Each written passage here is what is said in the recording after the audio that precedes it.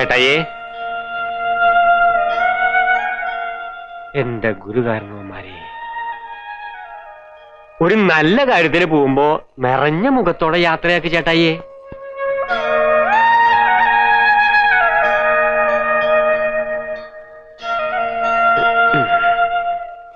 മാന്നെ വാ.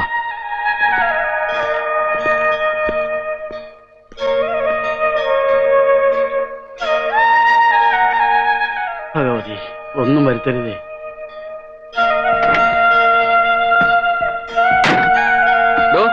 പുറകെ പോയി കയറ്. അവിടെ ഇരുന്ന് ഞാൻ പറയുന്നതാണ്. സാർ, ഞാൻ കൂടെ ജീപ്പില്. എന്തിനാ? ഇവന്റെ കാര്യം ഞാൻ നോക്കിക്കോളാം. താൻ തിരിച്ചു പോയിക്കോ.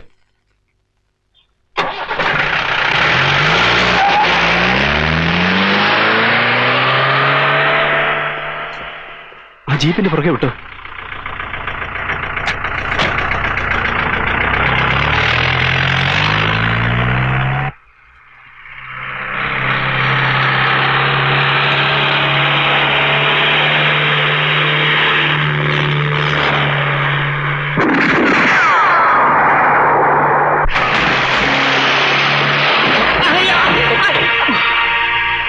കാശി, വണ്ടിയിൽ നിന്ന് പുറത്തിറങ്ങരുത്.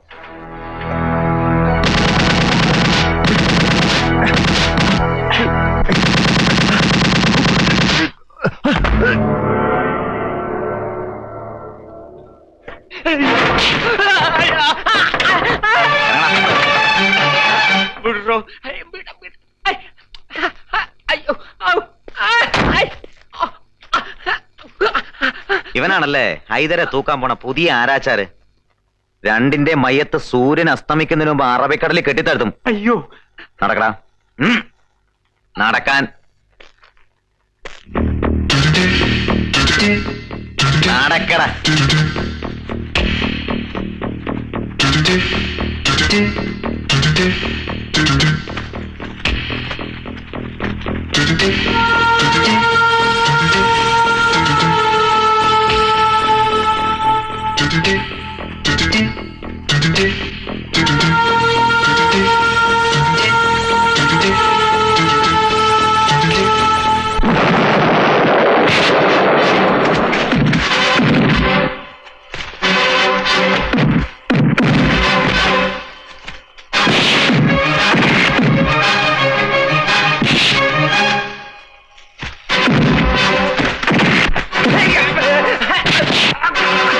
മരത്തെ പിടിച്ചു കേട്ടറാ.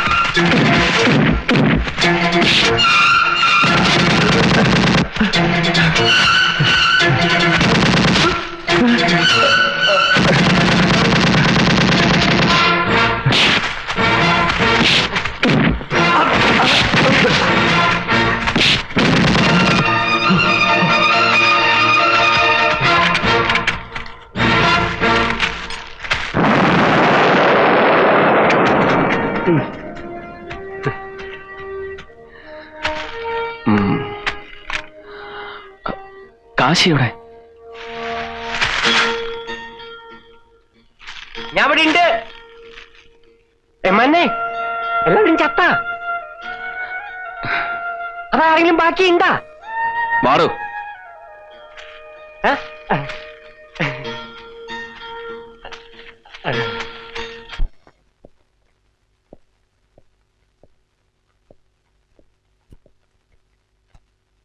കാക്കയുടുപ്പും ഹാറ്റും വിറ്റുമൊക്കെ ഡിപ്പാർട്ട്മെന്റ് തരാൻ കഴിയൂ. ധൈര്യവും ചങ്കുറ്റവും എല്ലാം ജന്മനാൽ തന്നെ ഉണ്ടാവണം. ഹൈദരുടെ ആൾക്കാരുടെ തോക്ക് കണ്ട് ഓച്ചാനിച്ചു നിന്നപ്പോ നാടുവാഴയുടെ ആള് തന്നെ വേണ്ടി വന്നില്ലേ രക്ഷപ്പെടുത്താൻ? സ്വന്തം രക്തത്തിൽ ധൈര്യവും സാഹസവും ഉണ്ടെന്ന് സ്വയം സങ്കല്പിക്കണം. അങ്ങനെയല്ലാത്തവൻ ഡിപ്പാർട്ട്മെന്റിന്റെ ശാപമാണ്. ധൈര്യവും വിട്ടിയുടെ സാഹസവും രണ്ടും രണ്ടാണ് മാരാർ സാറേ. കഞ്ഞി മുക്കിയ കാക്കയിട്ട് ബലം പിടിച്ചു നടക്കുന്ന എന്റെ കയ്യിൽ ഒരു മുളവടി അല്ലാതെ മറ്റെന്താണുള്ളത് സാർ? തന്റെ റിവോൾവറോടെ പോയി. ഞാനൊരു ഡേഞ്ചറസ് ഓഫീസർ ആണെന്നും പറഞ്ഞ് 2 മാസം മുമ്പ് SP അത് തിരിച്ചു വാങ്ങിച്ചു. പിന്നെ ഇയാളെന്ത് ചെയ്യും? കാര്യം അറിയാതെ അയാളെ പഴിച്ചിട്ട് എന്ത് പ്രയോജനം? ബുള്ളറ്റ് പ്രൂഫ് ഇട്ട അധോലോക നേതാവിന്റെ കയ്യിൽ ആധുനിക ആയുധങ്ങൾ കാണുമ്പോ സാറടക്കമുള്ള പോലീസുകാർ അന്തം വിട്ട് നിൽക്കും. മനസ്സറിയാണ്ട് അയാളെ സല്യൂട്ട് ചെയ്തു പോകും. അങ്ങനെയുള്ള ഏമാമാര് ഹൈദരെ സല്യൂട്ട് ചെയ്തുകൊണ്ടാ ഡെത്ത് വാറണ്ട് ആയിട്ടും മരക്കാര് മെഡിക്കൽ കോളേജിലെ ഡീലക്സ് വാർഡിൽ കഴിയുന്നേ. കോടതി തൂക്കാൻ വിധിച്ച ആ കുറ്റവാളിയെ ഒരു ദിവസമെങ്കിലും കണ്ടം സെല്ലിൽ കിടത്തിയിട്ടുണ്ടോ? തൂക്കുന്നതിന് മുമ്പേ ഒരു രാത്രിയെങ്കിലും അവനെ സെല്ലിൽ കിടത്താൻ നിങ്ങൾക്ക് കഴിയുമോ? ഇല്ല. അത് തന്നെ.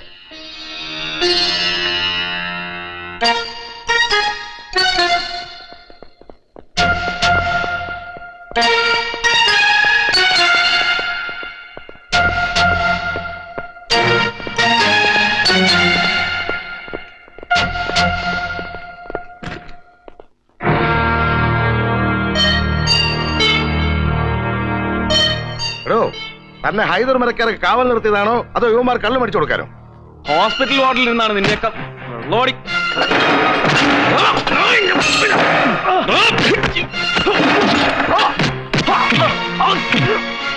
എവിടെ ഹൈദർ മരിക്കാൻ ഇന്റൻസി കയറിയിട്ടുണ്ട്. ഞാൻ പറയാതെ യുവമാരെ പുറത്തു വിടരുത്. നരിമാൻ,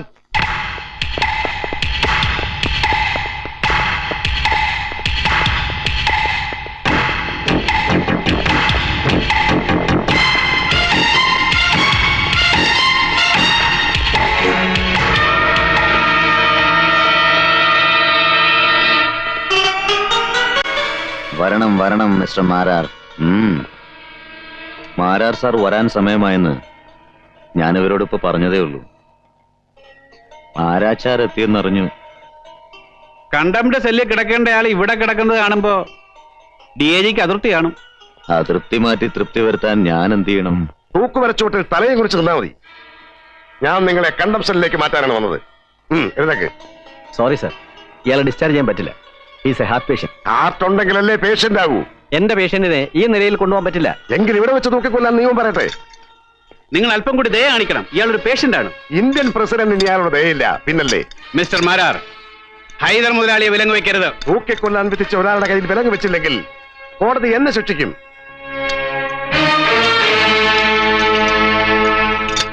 MLA ആണ് പറയുന്നത് അദ്ദേഹത്തെ വിലങ്ങ് വെക്കരുതെന്ന്. ഹോം മിനിസ്റ്റർ പറഞ്ഞാലും ഞാൻ വിലങ്ങ് വെച്ചേ കൊണ്ടുപോകും. എടോ, തന്റെ ഈ DIG കുപ്പായ ഊരി തന്നെ ഞാൻ തേരാപ്പാര കവാത്ത് നടത്തിച്ചില്ല. 5 വോട്ടിന്റെ ബലത്തിൽ MLA ആയവൻ ആജ്ഞാപിക്കണ്ട, അനുസരിച്ചാ മതി. അവിടെ മാറിക്കണം.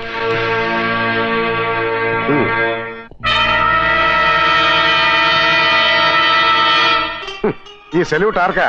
എനിക്കോ ഹൈദർക്കോ? മുതലാളി ഒന്നുകൊണ്ട് വിഷമിക്കണ്ട.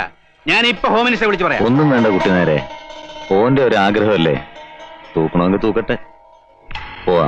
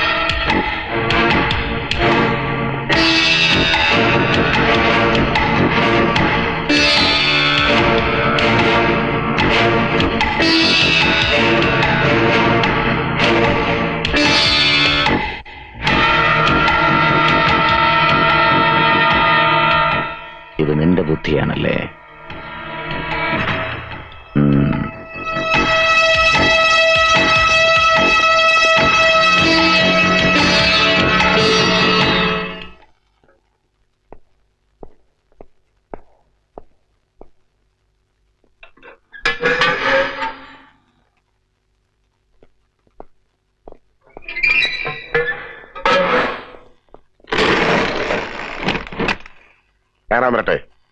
രാമദാസ്, സർ. സെൻട്രൽ ജയിൽ തന്റെ സാമ്രാജ്യമല്ലേ? തന്റെ നിയമം തന്നെ നടക്കട്ടെ. പുതിയ അതിഥിയെ നല്ല മനസ്സോടെ 2 കൈ നീട്ടി സ്വീകരിക്കണം. നടയടി പതിവല്ലേ? അടിക്കണോ ഇവനെ? സാറല്ല, തന്നെ അനുസരിപ്പിക്കാൻ അധികാരമുള്ള ഉദ്യോഗസ്ഥനാ പറയുന്നത്. ഹൈദരുടെ മുഖത്തടിക്ക്.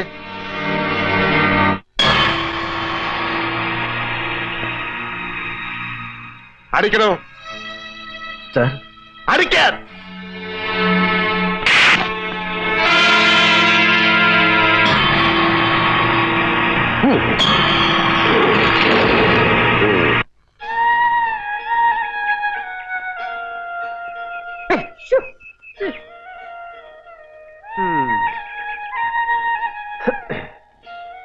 ഏമാനെ, ഞാനേ ഒന്ന് ചുറ്റിക്കറങ്ങിട്ട് വരാം. ആഹാ, താനീ മുറ്റത്തിറങ്ങി പോരുത്. നമ്മളോട് ഒളിച്ചു താമസിക്കുക, സൂചിച്ച് താമസിക്കല്ല, ഓർത്തോ. അല്ല, ഇച്ചിരി വെണ്ണ കിട്ടിയിട്ട് വേണം കയറൊന്ന് മിനുസപ്പെടുത്താൻ. കഴുത്തില് കയറ് മുറുകുമ്പോ തൂങ്ങുന്നവന്റെ കഴുത്തില് കയറൊരഞ്ഞ് ചോര വരാൻ പാടില്ല. അതിനാ ദേ പച്ചക്കറി ഞാൻ അരിഞ്ഞു തരാ. ഞാൻ കാരണേ അമ്മന്നെ എന്തൊക്കെ ബുദ്ധിമുട്ടാ. ഹൈദറിന്റെ കഴുത്തിൽ കൊലക്കയർ വീഴുന്നവരെ നരിമാൻ ഒരു ബുദ്ധിമുട്ടുമില്ല. ആ പിന്നെ കയറിൽ താൻ വെണ്ണ ഉരുട്ടി മിനുസപ്പെടുത്തുമൊന്നും വേണ്ട. ഒരുപാട് പേരുടെ ചോര ഒഴിക്കവന്റെ കഴുത്തിൽ നിന്ന് ഇത്തിരി ചോരയൊക്കെ പൊടിയാൻ.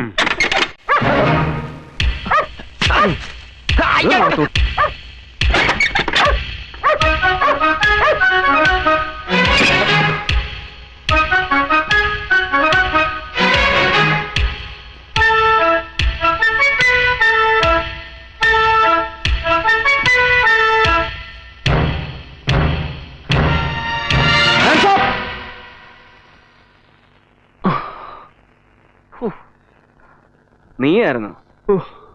നീ ഇങ്ങോട്ട് വരുന്ന ആരെങ്കിലും കണ്ടോ? ഇല്ല. ഹൈദറിനെ തൂക്കിലിടുന്നവരെ നമ്മളെല്ലാം ശ്രദ്ധിക്കണം, പ്രത്യേകിച്ചും കാശിയെ.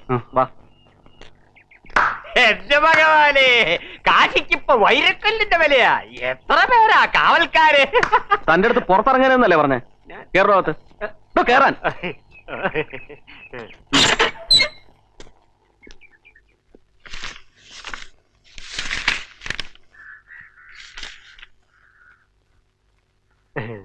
നീ ഏതാടാ? ഞാൻ കാശി, പുതിയ ആരാചാര. എന്റെ ചേട്ടായി ഭൈരവൻ. ഇതെന്നെ പണിക്കെടുത്ത എന്റെ കടലാസാ.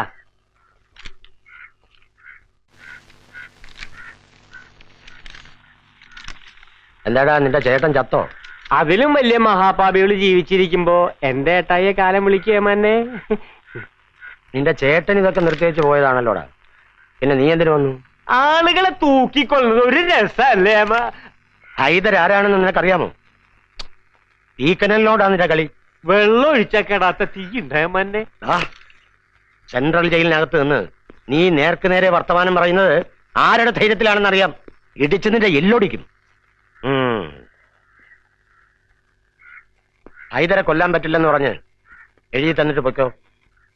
ബാക്കി ഞങ്ങൾ നോക്കിക്കോളാം. ഇതുവരെ 8-10 അടകോടന്മാര് എന്റെ ഏട്ടായി കൊന്നിട്ടുള്ളൂ. ഇപ്പോ ഏമാമാര് വരെ പേടിക്കുന്ന ഒരു വലിയ അമ്മനെ കയ്യെ കിട്ടിയപ്പോ ഞാനത് കളയാനാ. ചുമ്മാ ശാഖിനെ മുടക്കാതെ ആ കൊലമുറിയിട്ട് താക്കോലിങ്ങോട്ട് ഏമാനെ. No sir.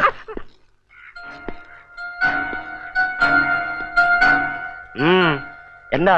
സാറിന്റെ വീറും വാശിയും ഇവനോട് വേണ്ട. ജയിലിനകത്തായാലും പുറത്തായാലും ഇവന്റെ പൂർണ്ണ സംരക്ഷണം എനിക്കാ. ദാ അതിനുള്ള ഗവൺമെന്റ് ഓർഡർ.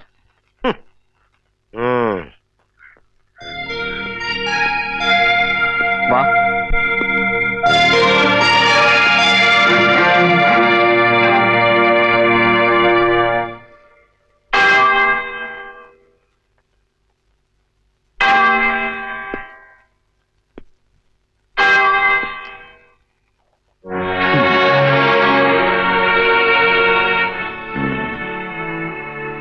ഒരുപാട് പേരെ കൊന്നവനാ ഹൈദർ. ആ എന്നെ തൂക്കിക്കൊല്ലുന്നു തന്നെ ചാവുന്നതിന് മുമ്പ് എനിക്കൊന്ന് കാണണമെന്ന് തോന്നി. ജയിലിൽ ഒരാളെ തൂക്കിയ തനിക്ക് എന്ത് കിട്ടും? പുണ്യം കിട്ടും, പിന്നെ 150 രൂപയും. അങ്ങാടിയിൽ 5 കാളയറുത്ത അതിൽ കൂടുതൽ കിട്ടുമല്ലോ. പക്ഷെ പുണ്യം കിട്ടില്ല.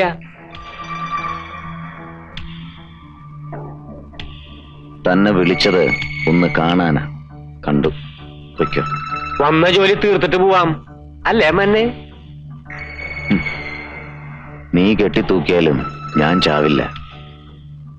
നിന്നെ തൂക്കിക്കൊല്ലാൻ എനിക്ക് ആരുടെ അനുവാദം വേണ്ട, നിന്റെ പോലും. പക്ഷെ എന്നെ കൊല്ലണമെങ്കിൽ എന്റെ അനുവാദം വേണം. പൊയ്ക്കോ. നരേശമ്മാച്ചൻ ആരാച്ചാർക്ക് കൂട്ട. നമ്മൾ തമ്മിലൊരു കണക്ക് തീർക്കാനുണ്ട്. മനസ്സിൽ ഞാൻ ചുവന്ന വരയിട്ട് വെച്ചിരിക്കുന്ന ഒരു കണക്ക്.